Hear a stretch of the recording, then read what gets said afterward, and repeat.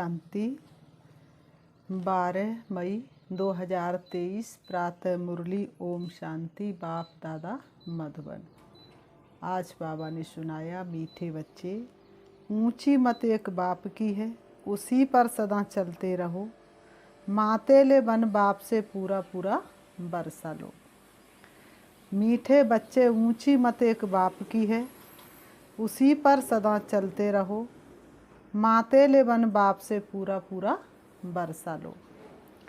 प्रश्न बाबा ने किया, सौतेले बच्चों को किस बात का निश्चय न होने के कारण बाप के पूरे मददगार नहीं बन सकते हैं। सौतेले बच्चों को किस बात का निश्चय न होने के कारण बाप के पूरे मददगार नहीं बन सकते हैं। उत्तर, सौतेले बच्चों को यह निश्चय ही नहीं होता कि अभी पवित्र बनने से ही पवित्र दुनिया के मालिक बनेंगे। बिना पवित्र बने पवित्र दुनिया स्थापन नहीं हो सकती। ये निश्चय हो तो पूरे पूरे मददगार बने। मातेले बच्चे बाप को पूरा पहचान लायक बनने का पुरुषार्थ करते हैं। बाप की श्रीमत पर चल श्रेष्ठ बनते हैं। गीत है, तकदीर जगाकर आई हूँ, तकदीर जगाकर आई हूँ। ओम शांति। बच्चों ने गीत सुना। ये बच्चों का कहना है कि हम पाठशाला में आए हुए हैं, इनको कॉमन सत्संग नहीं कहेंगे। बाबा ने कहा, इसको कोई कॉमन सत्संग नहीं कहेंगे। सत्य के साथ संग तुम्हारा ही है। सत्य कहा जाता है एक परम पिता परमात्मा को। अब तुम बच्चे उस सत्य अर्थात बेहद बाप के संग में बैठे हो। बाप है वास्तव में दो, हद का बाप और बेहद का बाप। एक है सभी आत्माओं का निराकारी बाप, दूसरा है प्रजापिता ब्रह्मा। तुम बच्चों को अब दोनों बाप मिले हैं। बाबा कहते, तुम बच्चों को अब दोनों बाप मिले हैं। बेहद का बाप, जिसको परम पिता परमात्मा कहा जाता है, वह एक ही सब भक्तों का भगवान है।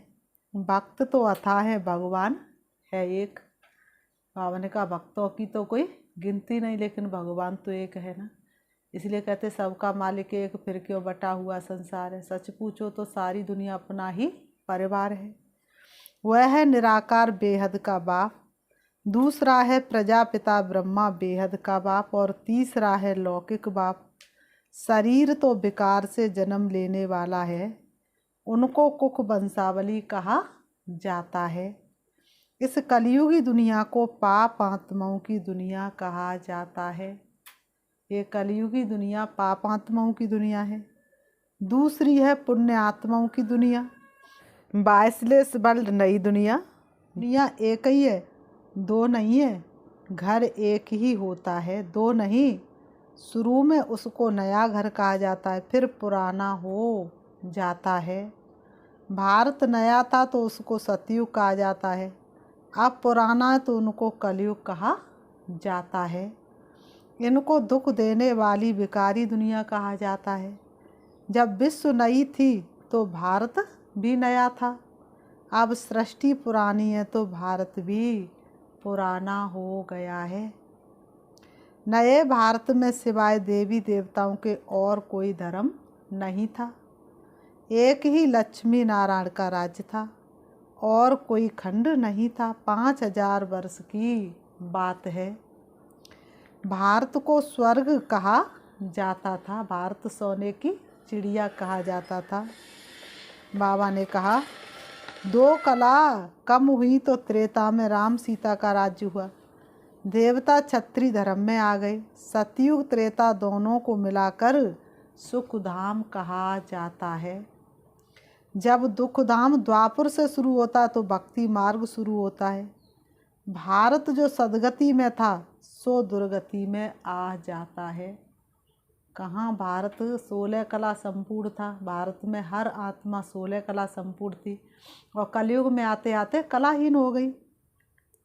पहले 16 कला सदगति, फिर 14 कला सदगति, फिर जब द्वापर युग उसे वाम मार्ग शुरू हुआ तो भारतवासी दुखी होने शुरू हुए। 16 कला भी सदगति की और 14 कला भी सदगति की। लेकिन जैसे जैसे गिरते गए और दुर्गति शुरू हो गई। दुखी बनाया है किसने? रावण ने, 5 विकारों ने। इसलिए 5 विकार नरक का द्वार। तो दुखी रावण ने बनाया है। अब सब रावण मत पर चल रहे हैं, एक भी राम की मत पर नहीं चल रहे। राम की मत का किसी को पता नहीं, सभी रावण मत पर है। ईश्वर को कोई भी, बाबा ने कहा सारे मनुष्य सृष्टि पर ईश्वर को कोई भी जानते नहीं। ईश्वर के बारे में जो कुछ भी बोलते हैं वो सब झूठ ही बोलते हैं। ईश्वर के बारे में सच बता नहीं सकते। द्वापर युग के ऋषि मुनि भी ईश्वर के बारे में सच नहीं बता सकते, तो कलयुगी मनुष्य ईश्वर के बारे में सच कैसे बता सकते हैं? इसलिए ऋषि मुनि भी भगवान के बारे में नेति नेति करके चले गए। वो भी कहते थे हमको पता नहीं है। हर अनंत हर कथा अनंता। तो प्रभु की गाथा गाते गए, लेकिन प्रभु की अर्थात महिमा बता नहीं सके। ऊंचे ते ऊंची मत उनकी गाई हुई है। अब तुम आए हो नई दुनिया के लिए तकदीर जगाने। नई दुनिया के लिए क्या करने आए हो? तकदीर जगाने। मनुष्य तो सब पुरानी दुनिया के लिए मेहनत करते हैं। तुम जानते अभी इस पुरानी दुनिया के विनाश के लिए महाभारत लड़ाई है। चारों तरफ हाहाकार हंगामा मचा हुआ है। महाभारत लड़ाई सामने खड़ी है, स्वयं भगवान भी सन्मुख है। परंतु विनाश होने के पहले नई सृष्टि भी चाहिए। अब बाप नई सृष्टि रच रहे हैं। तुम सब हो ईश्वर की संतान। पहले आसुरी संतान थे, अभी सदा पावन की संतान बने हो। सुख धाम का वर्षा पाने अर्थात देवता पद पाने। तुम बेहद के बाप से तकदीर बनाने आए हो। बाप तुम बच्चों को बेहद का सुख देने फिर से आया है। भारतवासी बिल्कुल कौड़ी तुल्य बन पड़े हैं। अब राजा कोई नहीं, प्रजा का प्रजा पर राज्य है। आज वो राजा कल वो राजा, तो प्रजा का प्रजा पर राज्य। देवी देवता जो पवित्र थे अब पतित बन पड़े हैं। गाते हैं पतित पावन आओ। रावण को जलाते परंतु रावण जलता ही नहीं। सतयुग में थोड़े ही रावण को जलाएंगे, वहाँ होता ही नहीं रावण, तो जलाएंगे क्यों? सतयुग में वर्ल्ड ऑलमाइटी अथॉरिटी देवी देवताओं का राज्य था। इस समय सब नरकवासी बन पड़े हैं। अब इस पार से उस पार जाना है। खेवैया एक ही है, वह आकर विषय सागर से क्षीर सागर में ले जाते हैं। बाबा ने कहा यहाँ के साहूकार लोग समझते हैं हम तो स्वर्ग में हैं, जो गरीब है वह नरक में है। साहूकार लोग समझते हम तो स्वर्ग में हैं और गरीब है वो नरक में, लेकिन नहीं, ये कलयुग में कोई भी स्वर्गवासी हो नहीं सकता। यहाँ पर तो चारों तरफ ही नरक लगा पड़ा है, किसी के लिए ये स्वर्ग नहीं। अगर स्वर्ग समझते हो, 1 सेकंड में बीमारी आई तो स्वर्ग हुआ कि नरक? उनको मालूम नहीं स्वर्ग किसको कहा जाता, तुम जानते हो। सतयुग में था पारसनाथ और पारसनाथिनियों का राज्य। बेहद के बाप को तुम पहचान कर बाप कहते हो तो जरूर वर्षा मिलना चाहिए। ये सबसे सुहाने पल हैं जिंदगी के। मिलन सिंधु में जब समाये हुए हैं, तुमको ये याद रखना है कि हम शांति धाम के वासी हैं। परम धाम से यहाँ आए हैं पाठ बजाने। 84 जन्म कैसे लेते हो ये बाप बैठ सारा हिसाब समझाते हैं। बाप कहते बच्चे अब कलयुग का अंत है, आसार सारे दिखाई दे रहे हैं। चारों तरफ विनाश की चिंगारियाँ छूट चुकी है। यहाँ तुम बाप से सहज योग सीख रहे हो। तुम कहते हो बाबा हम सूर्यवंशी घराने में जरूर आएंगे। ये लक्ष्य है, ये पाठशाला है भगवान की। भगवान वाच बच्चे मैं तुमको मनुष्य से देवता बनाने आया हूँ। तुम राजाओं का राजा बनो, मातेले बन पूरा वर्षा लो। श्रीमत पर चलेंगे तो श्रेष्ठ ते श्रेष्ठ बनेंगे। बाप है ऊंचे ते ऊंचा, निराकार भगवान, न साकारी न आकारी। भगवान कैसा है? निराकार, ना वह आकारी बनता ना साकारी बनता। सिर्फ वो कलयुग के अंत में ब्रह्मा बाबा के तन में प्रवेश करके सत्य गीता ज्ञान सुनाते हैं। आकारी है ब्रह्मा विष्णु शंकर देवताएं, उनको भगवान नहीं कहा जाता है। भगवान है एक, भक्त है अनेक। भगवान एक है और भक्त अनेक हैं। भक्ति मार्ग वाले भक्त कितने धक्के खा रहे हैं, कोई कहाँ कोई कहाँ। तुम सब ड्रामा के एक्टर्स हो तो ड्रामा के क्रिएटर डायरेक्ट का मालूम होना चाहिए, परंतु कुछ भी नहीं जानते हैं। सतयुग में सूर्यवंशी देवता थे, उन्हों की महिमा गाते हैं। है तो दोनों मनुष्य, फिर उन्हों की महिमा क्यों गाते हैं? क्योंकि उन्हों को ईश्वर ने ऐसा बनाया है। तुमको भी बाप क्या करते हैं, मनुष्य से देवता बना रहे हैं। तुमको भी शिव बाबा मनुष्य से देवता बना रहे हैं। नर ऐसी करनी करे जो नारायण बने, और नारी ऐसी करनी करे जो लक्ष्मी बने। फिर तुम देवता से क्षत्रिय आदि बनेंगे। नई दुनिया में रहने वाले देवताएं फिर पुरानी दुनिया में तमो प्रधान बन जाते हैं। इसलिए 33 करोड़ देवताओं का गायन है। एक तरफ 33 करोड़ देवताओं का गायन करते, दूसरी तरफ कहते आत्मा अजर अमर अविनाशी है। तो कहाँ गए वो 33 करोड़ देवताएं? बाबा आकर फिर लायक बनाते, कौड़ी से हीरे जैसा बनाते हैं। तुम्हारे में कोई अच्छी रीति पहचानते, कोई सहमी। सहमी को सौतेला कहा जाता है। निश्चय नहीं करते कि बाबा हम जरूर पवित्र दुनिया के मालिक बनेंगे। मददगार नहीं बनते हैं। पहले तो माता पिता का बनना पड़े, पहले तो माता पिता पर निश्चय बुद्धि बनना पड़े। अंदर से और बाहर से निश्चय होना चाहिए। ऐसे निश्चय बुद्धि वालों की ही विजय होती है, नहीं तो फिर सफलता मिलना बड़ा मुश्किल है। बाबा हम आपके थे, फिर आधा कल्प बाप को भूल माया के बस हो गए, अब फिर आपके बने हैं। इस पतित दुनिया में पतितों का ही मान है, स्वर्ग में ऐसी कोई बात नहीं होती है। बाबा ने कहा सतयुग में ऐसी बात नहीं होती है। बाबा ने समझाया है स्वर्ग में शरीर छोड़ने के पहले साक्षात्कार होता है। तुम किस घराने में जाकर के जन्म लेंगे, और घर वालों को भी पता चलता है कि ये आत्मा किस परिवार में जाकर के जन्म लेगी। यहाँ पता चल जाए तो मोह वश होके पहले से ही वहाँ भीड़ लगा ले, लेकिन सतयुग में मोह जीत होते हैं सभी। तो बाबा ने कहा अभी हम ये शरीर छोड़ जाए बालक बनेंगे। शरीर की आयु पूरी हुई है, अकाले मृत्यु होता नहीं। पुराना शरीर छोड़ नया ले लेते हैं। सर्प का मिसाल भ्रमरी का मिसाल, भ्रमरी में भी अकल है, आज के मनुष्य में ये अकल नहीं रहा है। बाबा ने कहा भ्रमरी में भी अकल है, आज के मनुष्यों में तो भ्रमरी जैसा भी अकल नहीं। तुम सच्ची सच्ची भ्रमरियाँ हो, वैरायटी कीड़ों को भू भू करके मनुष्य से देवता बनाती हो। तुमको बाप सुखी बनाने आया है, सहज योग सिखलाने आया है। बाप ने राजयोग कब सिखलाया था ये कोई नहीं जानते, इसलिए बाप कहते बच्चे तुम मेरी मत पर चलकर श्रेष्ठ बनो। बाबा कहते मीठे बच्चे तुम मेरी मत पर चलकर श्रेष्ठ बनो। इस समय सबकी आसुरी मत है। सर्वव्यापी के ज्ञान ने भारत को बिल्कुल कौड़ी मिसल बनाया है।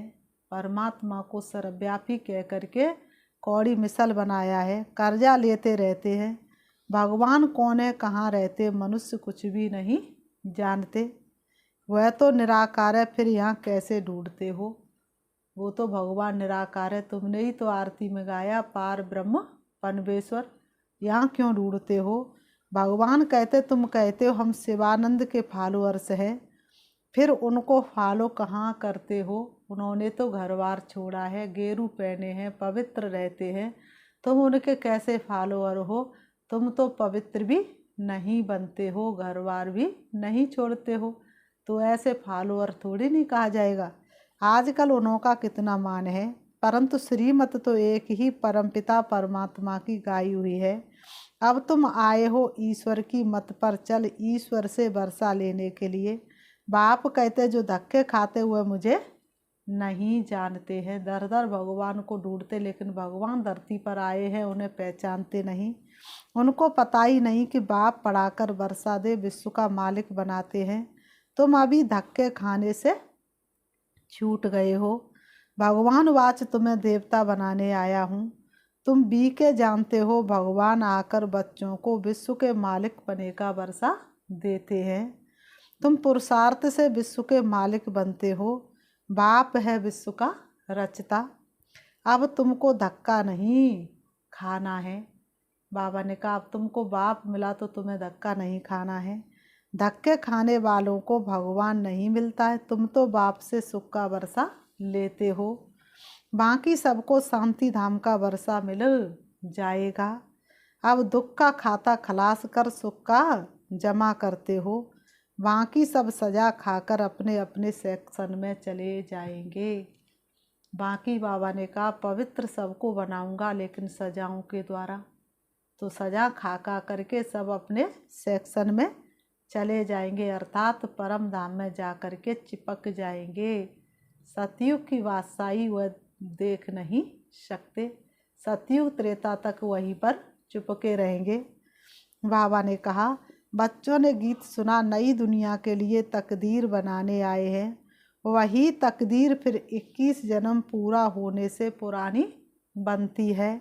अब पुरुषार्थ करना है, चाहे सूरवंशी राज्य लो, चाहे साहूकार प्रजा बनो, चाहे गरीब प्रजा बनो।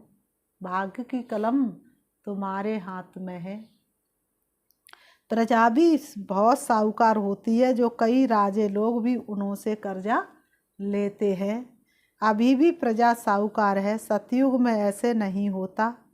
जो पिछाड़ी में राजा रानी बनते उनसे प्रजा में बहुत साहूकार होते हैं। द्वापर युग के जो राजा रानी होते हैं तो प्रजा उनसे साहूकार बन जाती है। लेकिन सतयुग त्रेता में हर चीज़ कायदे अनुसार चलती है। वह कायदे के विरुद्ध कुछ भी होता नहीं। बड़े बड़े महलों में रहते हैं। अब जो चाहे बनो। अभी सब दुखी है। बाबा आए हैं तुमको स्वर्ग में सदा सुखी अथवा स्वर्गवासी बनाने। इस समय नरक के वासी फिर भी जन्म नरक में ही लेंगे। तुम स्वर्गवासी बनने का पुरुषार्थ कर रहे हो। बाबा के शरीर का कोई नाम नहीं है, क्योंकि परमानेंट वह शरीर कभी लेते नहीं है, इसलिए उनका नाम परमानेंट कोई नहीं। मनुष्यों को 84 जन्म में 84 नाम मिलते हैं, लेकिन बाप तो सिर्फ एक तन का आधार लेता है। बाकी उनका नाम हमेशा शिव रहता है। भिन्न नाम रूप देश काल। बाबा ने कहा मनुष्यों के भिन्न भिन्न नाम रूप देश काल बदलते रहते हैं। चोला बदलते रहते तो वैसे ही नाम भी बदलते रहते हैं। शिव बाबा को ना आकारी न साकारी शरीर है। शरीर मिलता है, कहते मैं लोन लेता हूँ। बाबा कहते मैं तो लोन का शरीर लेता हूँ। आता तब हूँ जब इनकी वानप्रस्थ अवस्था होती है। ये drama second by second shoot होता जाता है। हम तुम कल्प पहले मिले थे, अब मिले हैं, फिर मिलेंगे। जो सेकंड बीता सो ड्रामा। बाप भी ड्रामा के बंधन में बांधा हुआ है। भगवान भी ड्रामा के बंधन में बांधा हुआ है। बाप कहते तुम बच्चों को आकर हीरे जैसा बनाता हूँ। मैं तुम्हारा most obedient, most beloved father, teacher और सदगुरु भी बनता हूँ। मेरा कोई बाप टीचर गुरु नहीं है। बाबा कहते ना मेरा कोई बाप है, न टीचर है, न गुरु है। सबका बाप मैं स्वयं हूँ। नॉलेजफुल हूँ। मेरा कोई गुरु नहीं, स्वयं सबका सदगति दाता हूँ। फिर बाबा ने कहा अच्छा मीठे मीठे सिकीलते बच्चों प्रति माता पिता बाप दादा का याद प्यार और गुड मॉर्निंग। रूहानी बाप की रूहानी बच्चों को नमस्ते। हम रूहानी बच्चों की रूहानी बाप दादा को याद प्यार और नमस्ते नमस्ते नमस्ते नमस्ते। आज की मुरली का मुख्य सार है नंबर 1, ब्रह्मरी की तरह भूभू कर मनुष्य को देवता बनाने की सेवा करनी है। बाबा ने कहा ब्रह्मरी की तरह भूभू कर मनुष्य से देवता बनाने की सेवा करनी है। बाप की श्रीमत पर सदा सुखी बनना और बनाना है। शिव पिता की याद दिलाते चलो, सबके भाग्य जगाते चलो। सर्वोच्च सेवा है यही, शिव संदेश सुनाते चलो। नंबर 2, ऊंच तकदीर बनाने के लिए पावन जरूर बनना है। बिना पवित्रता के सुख शांति मिल नहीं सकती और ऊंची तकदीर बन नहीं सकती। सबको विषय सागर से क्षीर सागर में ले चलने के लिए बाप समान खिवैया बनना है। डूबती कश्ती है जग की, तिनके का कैसा सहारा। हंसते हंसते दर्द पीना, दीनों को दिल से लगाना। तो वास्तव में सारे संसार की नाव डूबी जा रही है। वरदान, ट्रस्टीपन की स्मृति से हर परिस्थिति में एक रस स्थिति का अनुभव करने वाले न्यारे प्यारे भव। ट्रस्टीपन की स्मृति से हर परिस्थिति में एक रस स्थिति का अनुभव करने वाले न्यारे और प्यारे भव। स्पष्टीकरण है, जब स्वयं को ट्रस्टी समझकर रहेंगे तो हर परिस्थिति में स्थिति एक रस रहेगी। परिस्थिति तो परिस्थिति है ना, हमारी स्थिति तो है नहीं। तो क्या सोच रहे हैं, जो भी तेरे पास सब उसकी अमानत है, अपनी समझ लेना अमानत में खयानत है। क्योंकि ट्रस्टी अर्थात न्यारे और प्यारे। गृहस्थी है तो अनेक रस है, मेरा मेरा बहुत हो जाता है। मेरा मेरा बहुत हो जाता है, कभी मेरा घर कभी मेरा परिवार। गृहस्थीपन अर्थात अनेक रसों में भटकना। बाबा ने कहा गृहस्थी बना अनेक रसों में भटकना।